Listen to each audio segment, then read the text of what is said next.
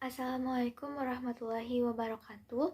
Perkenalkan, nama saya Aulia Gita Ayuning Tias dengan NPM 21212191 dari kelas 2C.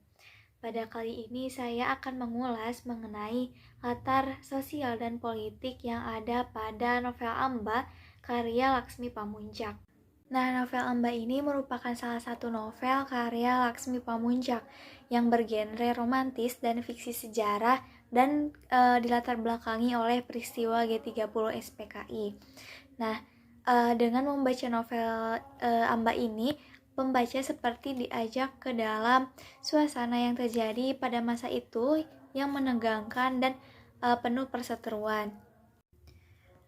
Nah, Amba ini menceritakan mengenai seorang perempuan yang namanya itu diambil dari kisah Mahabharata. Dengan harapan orang tuanya, makna Amba ini berbanding terbalik dari apa yang ada di kisah Mahabharata. Namun pada kenyataannya, kehidupan asli Amba ini sering dipertemukan oleh nama-nama yang memang berkaitan pada buku Mahabharata tersebut, seperti adiknya yang bernama Ambika dan Ambalika, kemudian tunangannya yang bernama Salwani, dan Bisma, laki yang ia cintai. Suatu ketika tunangannya yakni Salwani atau biasa dipanggil Salwa dipindah tugaskan ke Surabaya. Akhirnya mereka pun saling surat menyurat untuk komunikasi hingga pada akhirnya Amba memutuskan untuk berangkat ke Kediri. Dia akan menjadi seorang penerjemah di salah satu rumah sakit. Rumah sakit tersebut, Amba bertemu dengan seorang dokter yang bernama Bisma Rashad, yang seiring waktu mereka berdua pun jatuh cinta. Nah, kemudian puncak konfliknya bermula ketika Amba dan Bisma menghadiri sebuah acara berkabung untuk sahabat Bisma yang bernama Untarto. Pada akhirnya, ruang yang dipakai untuk acara tersebut itu dikepung, tembakan terdengar dari sana-sini, darah mengenang di mana-mana. Karena hal tersebutlah Bima dan Amba itu terpisah. Amba yang selamat akhirnya memutuskan pindah ke Jakarta, dan Bisma yang hilang sampai saat ini tak kembali pulang. Nah, beberapa tahun berlalu, Amba sudah dikaruniai seorang anak perempuan, yaitu buah cintanya dengan Bisma. Nah, setelah hilangnya Bisma, Amba menikah dengan Aldalhart, yaitu seorang laki-laki berkebangsaan Amerika. Kemudian pada tahun 2006, Amba pergi ke Pulau Buru untuk mencari jawaban atas pertanyaannya selama ini mengenai kehilangan Bisma, karena ada surat elektronik atau email yang datang padanya memberitahukan bahwa Bisma sudah meninggal dunia di Pulau Buru, yaitu tempat pembuangan tahanan politik pada masa Orde Baru. Amba menumpahkan segala perasaannya sambil ditemani dengan beberapa surat yang ditulis oleh Bisma beberapa tahun lalu. Nah, setelah menemukan jawaban atas pertanyaannya selama ini mengenai Bisma, Amba pun pulang ke Jakarta dengan perasaan yang tenang. Nah, beberapa tahun kemudian, Amba bertemu dengan seseorang yang membantunya selama di Pulau Buru yang bernama Samuel. Amba meminta Samuel untuk bertemu dengan Sri Kandi. Nah, Sri Kandi ini merupakan anak dari Amba dan Bisma. Nah, dalam pertemuannya, Sri Kandi ini menceritakan mengenai mimpinya, mimpi tentang Bisma ayahnya. Nah, Samuel juga ketika pertemuan itu menyerah pada kecantikan Sri Kandi. Bisa dibilang Sri Kandi ini merupakan Amba versi mudanya. Nah, mereka hingga pada akhirnya mereka berdua pun menikah. Begitu pula dengan Amba yang meneruskan hidupnya. Nah, adapun latar gejolak sosial dan politik yang ada pada novel Amba. Nah, hal ini dapat dibuktikan dengan bagian bentrokan yang terjadi di mana-mana. Tersebut berbunyi, dan di tengah-tengah itu semua, cerita bentrokan di tanah-tanah pertanian, mata-mata yang menatap cemas, tak berani berkata, Deretan kosakata yang dilontarkan dengan penuh semangat, dengan begitu merah ganyang, keremus, hancurkan yang menempatkan orang sebagai kawan atau lawan, tidak bisa di tengah-tengah. Nah, kutipan tersebut menceritakan mengenai bentrokan dan kehancuran yang terjadi di mana-mana, serta masyarakat yang cemas dengan adanya kejadian tersebut. Kemudian ada juga kutipan yang menyebutkan atau mengungkapkan kekecewaan Salwa kepada Bung Karno. Hal ini dibuktikan dengan halaman 167. Kutipan tersebut yakni pada surat Salwa berikutnya, sajak Tagore tak lagi disinggung. Ia malah menyebut dengan nada tidak nyaman dan gambar palu dan gambar sabit yang seakan menempel di lanskap Surabaya, makin merasa terdesak dalam kehidupan sosial. Bukan aku menyalahkan Bung Karno, kamu tahu aku mencintai dia, tapi aku tidak mengerti apa yang dia rencanakan. Nah, pada kutipan tersebut adalah ungkapan kekecewaan Salwa terhadap Bung Karno yang membuat segalanya itu rumit, mengenai pidato tentang dekadensi Barat dan revolusioner. Nah, puncak konflik yang terjadi pada novel Amba ini adalah ketika Amba dan Bisma pergi ke acara berkabung Mas Untarto, yaitu sahabat Bisma. Nah, setelah acara berkabung itu selesai, datanglah rombongan pemuda rakyat, satu kompi pasukan dari Korem, serta satu peleton dari RPKAD yang mengepung tempat tersebut. Kemudian terjadilah penembakan di tempat tersebut yang menyebabkan Bisma menghilang.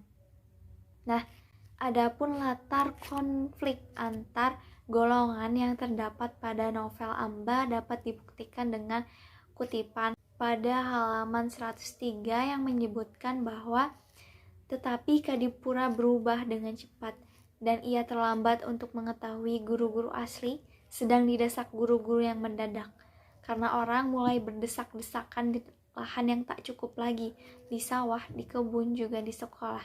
Sebagian mengenali bagian lain sebagai si PKI atau si PNI, sebagian lagi menutup mulut. Nah, kutipan tersebut menceritakan mengenai konflik yang terjadi di masyarakat, seperti guru-guru yang menjadi simpatisan dan terpengaruh oleh partai politik sehingga menyebabkan terjadinya persaingan antara pendukung kedua partai tersebut. Novel Amba ini termasuk ke dalam karya sastra angkatan 2000.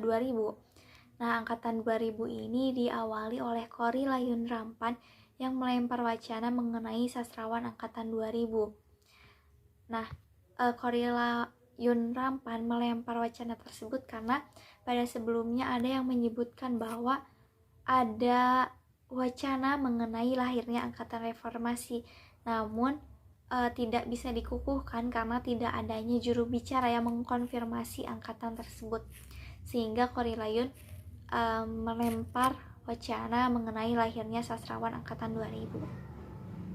Nah, karena tadi sudah dijelaskan bahwa novel Amba ini termasuk pada karya sastra angkatan 2000.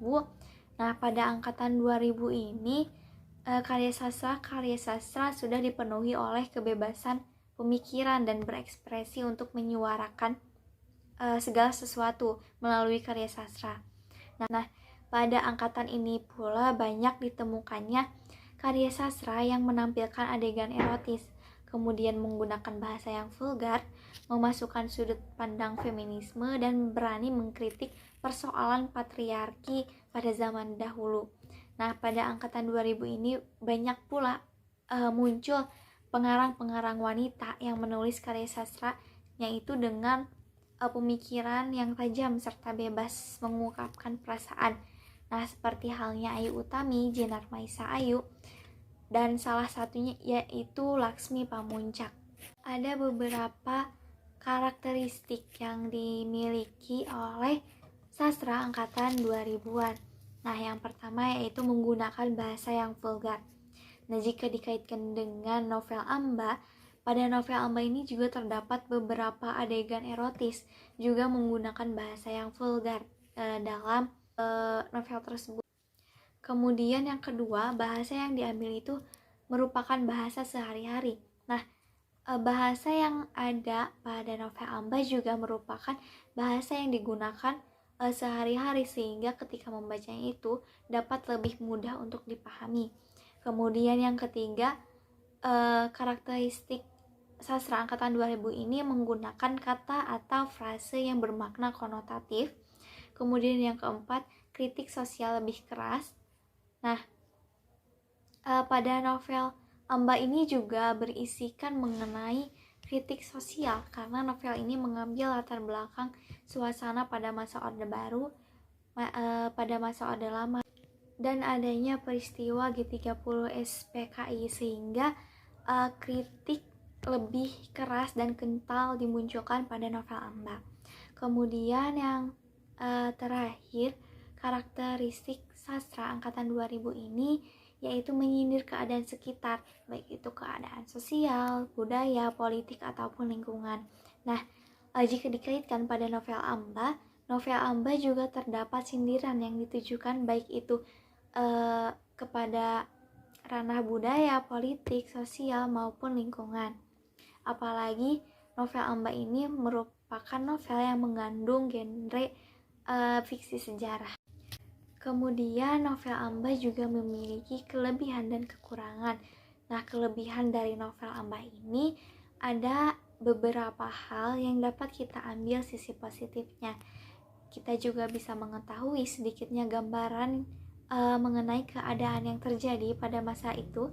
Kemudian penggunaan bahasanya pun sudah diambil dari kehidupan sehari-hari, sehingga pembaca dapat dengan mudah memahami apa maksud dari novel tersebut. Nah, hanya saja kelemahan dari novel Amba ini yaitu ada beberapa kalimat asing seperti bahasa Jerman dan Jawa yang tidak disertai dengan terjemahnya, sehingga untuk mengetahui maknanya itu pembaca harus menerjemahkannya terlebih dahulu ke dalam bahasa Indonesia. Berdasarkan hasil analisis yang telah saya lakukan terhadap novel Amba menggunakan metode parafrasis dan juga pendekatan sosiologi sastra, maka dapat ditarik kesimpulan bahwa novel Amba ini merupakan salah satu karya sastra yang termasuk pada angkatan 2000, karena jika dilihat dari karakteristik yang terdapat dalam novel Amba ini sesuai dengan karakteristik yang dimiliki oleh sastra angkatan 2000. Kemudian novel Amba ini juga syarat akan fenomena dan gejala sosial politik, karena novel ini berlatar pada masa Orde Baru, Orde Lama, dan juga dilatar belakangi oleh peristiwa G30 SPKI, sehingga sosial politik yang terjadi itu sangat kental.